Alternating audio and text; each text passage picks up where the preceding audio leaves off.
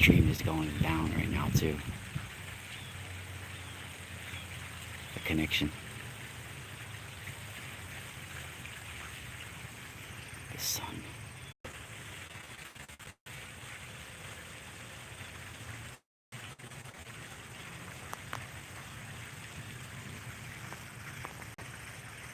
I see you with those cute little sweatpants. My baby. Woo! He's walking the baby. So anybody joining, you could see my hawk guide on top of this huge statue here. Always appears. Look at the spirit of the hawk.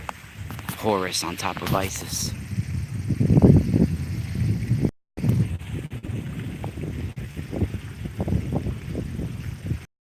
Malik. Oh, what's up, Malik? I have something. I didn't ship it out yet. It's going out tomorrow. I finally got some package material, and I'm sending it in a regular envelope, actually. So look for that next week, for sure. Good girl, remind me. I needed to talk to you anyway. But I have a few things that are going out. I've been so busy. I've been a lot of family stuff came up too. So we got a lot going. But look, everybody, I'm here. My family is here too. My wife is walking the baby right now. They'll be back around in a second. But you could see, as soon as we showed up too, the hawk showed up. And she's right on top of Isis' head, just like a few other times when I've arrived. And we've been seeing lenticular clouds everywhere. Huge lenticular clouds here.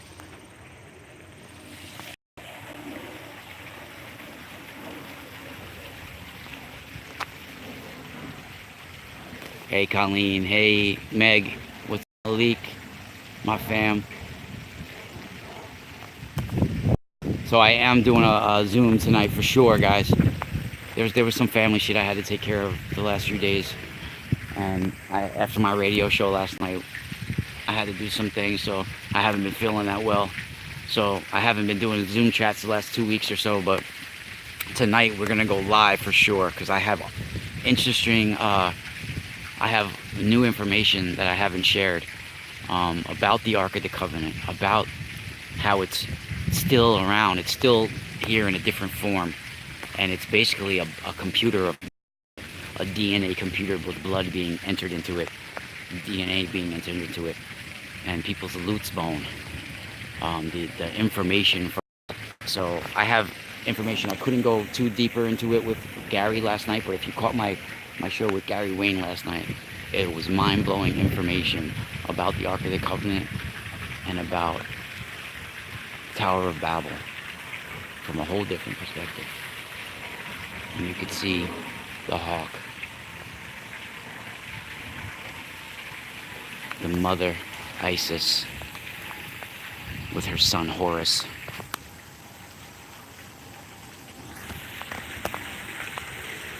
And you can check this for people that have never seen it. I don't know if you can see because of the sun glare.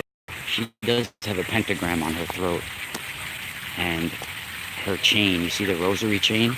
It's actually the crescent moon. It's in the shape of the crescent moon. Let me see if we can get a better look on it. Wow, the sun is friggin' amazing right now.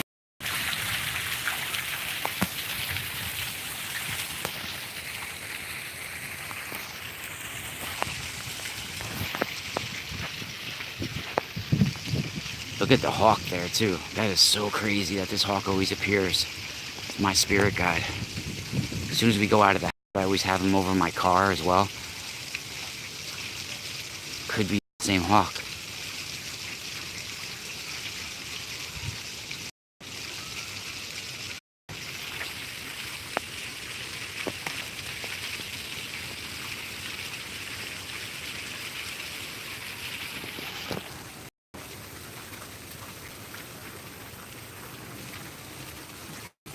All these statues here, you know, I've come to find out that they contain a spirit within themselves, a magic within themselves.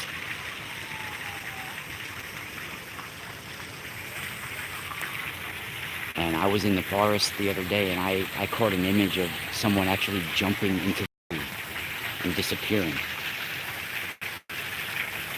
This is a spiritual fortress, this area. And right now the gates are wide open. And there is an evil energy on our planet. Like when people talk about ancient Egyptians, like when I'm mentioning Isis and Horus, people talking about Set and Apophis and these things, understand these are not beings. These are energies. Set is a dark energy, a dark force. And Apophis is a symbol for the dark ley lines, the black streams of energy that are beneath the ground, flowing as a grid on our planet.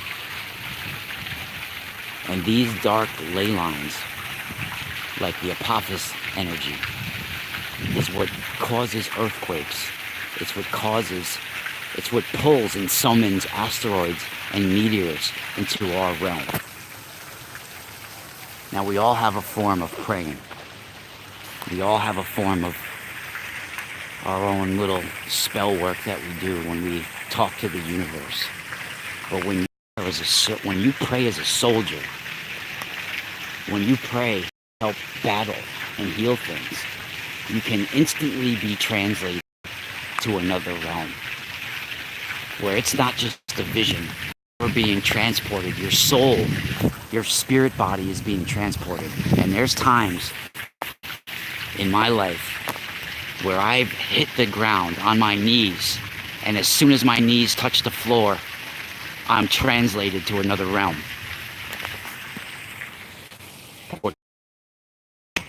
Or as soon as I sit on the earth, I'm grounded to the earth, my body is transported to another realm. There's my family down there. Look at that cute butt. Cute butt.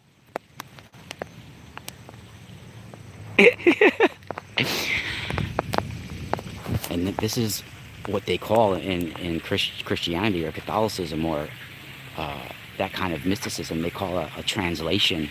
Is not anything to do with language or speaking.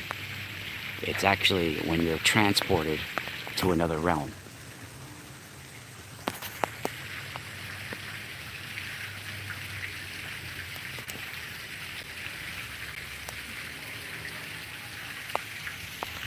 And what happens during this? Well, your spirit body is translated. Your spirit body is timeless.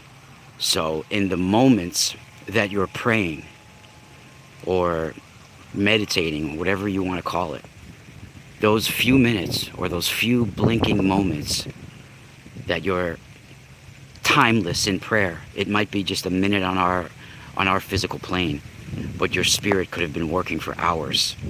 Your spirit could have gone through a whole mission during those little moments of prayer. And there was a time a few months ago, I think it was probably right before spring, right when March, April, something like that, where, and this is the second or third time. Wow, look at the butterfly just flew past me. It's a black butterfly or some sort of black and blue butterfly.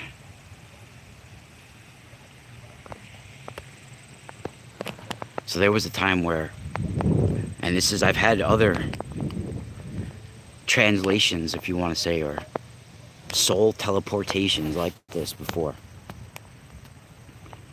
where the minute I started to pray or meditate and my ass or my knees or my body touched the earth, touched the ground, touched the floor, got grounded in some way, I somehow was able to have a soul transfer or some sort of soul leave and go somewhere else, where you're walking in another realm that's just as real as this one, and you have your body with you, but sometimes you can't even see your body.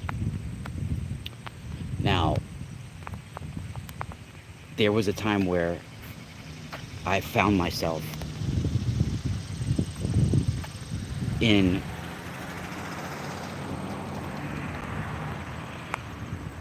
I guess you could call it like a procession of the Dead, maybe even, where there were all sorts of people that looked like they were following the leader and in a trance and walking on the old streets of Italy. I'm not sure if it was Rome or Florence or old Italy. And you know by the way people are dressed, you know by the way the smell is in the air. You don't smell cars, you don't smell traffic, you don't smell that sort of automobile vaporous energy in the air. There's a certain different smell to old Italy, and even though I didn't physically live that in this lifetime, I feel like I know that smell of old Italy. And I've witnessed a procession of people going to a wall and like crossing through that wall into another realm, into another place and time. And then when you come back, you can almost feel that energy still on your body afterwards. Sometimes I've even caught the smell of old Italy on my clothes.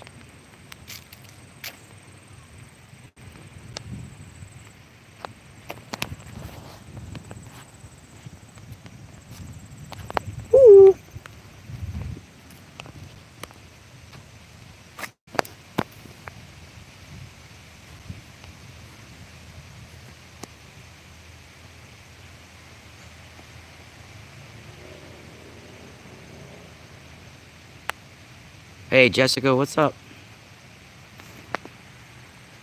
Yeah, the hawk is there still. See? Standing firm like a tribal tree.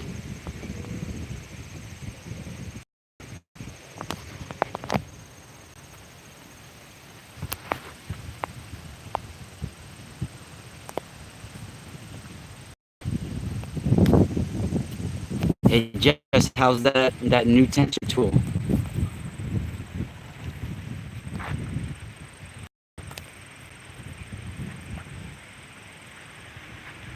That thing is powerful, I know. There's no other one like that today. I also have t-shirts I'm making. I should have them. See, my brother owns like a t-shirt company, but he's so busy. He has like an actual printing company where he has like a huge, expensive machine that prints, that makes clothing. Like and but he's so hard to get a hold of, and he's busy. You know, he's got a family, and then he's got like, so he's got two jobs. Like he works during the day and then he runs his own business at night. So he's got one house in Florida, one house here. He's all over the place. So he's hard to get a hold of. So I might just do it on teespring.com tonight and just get something up for now. But because we definitely need it. Times are rough right now. I might have to go just like work in a warehouse scanning for a little while because we spend more money a day than we make for sure. So we should collaborate. It's weird because like I have all this knowledge and all this talents. Like I'm a musician, I'm an artist, but I never ever thought about marketing my talents and abilities and my creativity. My whole life it was just for me to release energy, and to heal myself. How's it going?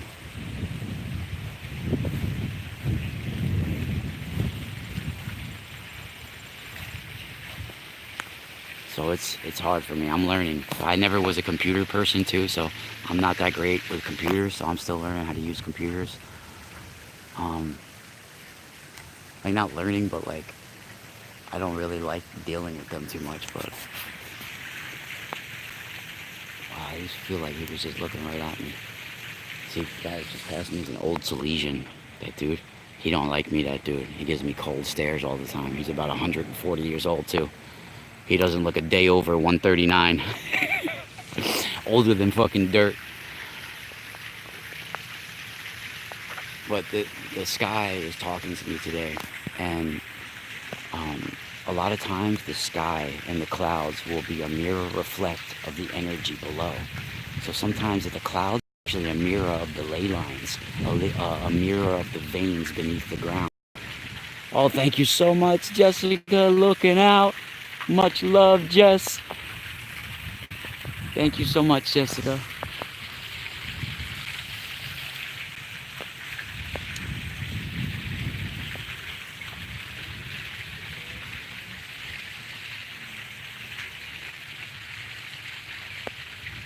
Jessica, I have a email reading and a reading that I want to do with you too, privately. Everybody that's in my class, we're gonna sit together and do. I got to do one with the other Jessica too. I love you too, Jess. I love you all. Look at the sky right now.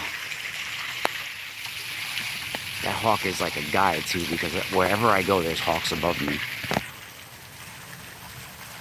And like I said, the clouds sometimes are like veins of energy. And sometimes I feel the clouds are actually a mimic of what's below, the energy below.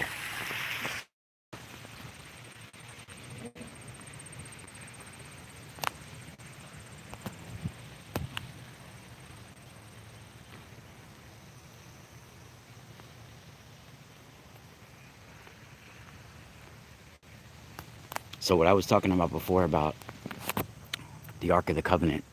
Now, most people don't even realize that the Ark of the Covenant, periodically, people had to come in and put blood in front of it. Put blood in the room with it. Right? This was I feel, an ancient computer, some sort of ancient, pure gold quantum device that we don't fully have the full knowledge of.